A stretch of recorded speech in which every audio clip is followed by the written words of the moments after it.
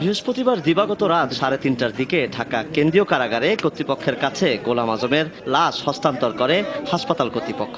ময়নাতদন্তের জন্য বিএসএমএমইউ থেকে লাশ নেওয়া হয় ঢাকা মেডিকেল কলেজ হাসপাতাল মর্গে।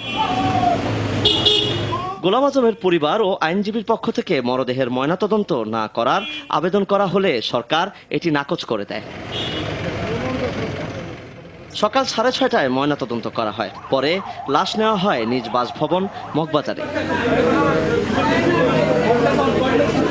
তার আইনজীবীরা জানান, সন্তানরা দেশে ফিরলে জানাজার ব্যাপারে সিদ্ধান্ত নেওয়া হবে। তার পরিবারের সদস্যরা অধিকাংশই দেশের বাইরে থাকেন, তার পাঁচজন ছেলে দেশের বাইরে আছেন, তারা এখনো দেশে আসার পথে আছেন। তো অনেকেই আজকে বিকালের মধ্যে এসে পৌঁছবেন। ওনারা পৌঁছার পরেই সব ভাই মিলে সিদ্ধান্ত নেবেন যে কখন কোথায় জানাজা অনুষ্ঠিত হবে। পারিবারিক সিদ্ধান্তের ভিত্তিতেই যেহেতু জানাজার সময় এবং স্থান নির্ধারণ হবে। তার আগ পর্যন্ত গোলাম আজমের মরদেহ বিশেষ হিমায়িত অ্যাম্বুলেন্সে রাখা হবে।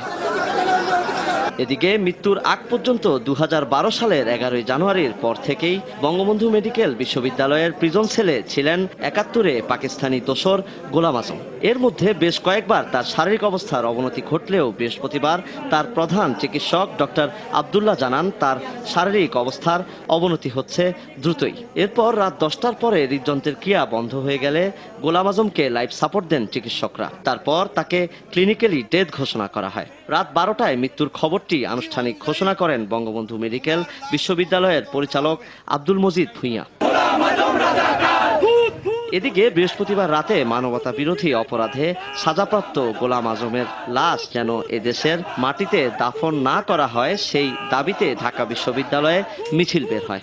এই জঘন্য রাজাকারের লাশ, মরদেহ, এই শহীদের রক্তস্নাত বাংলার মাটিতে আমরা স্থান দিতে পারি না।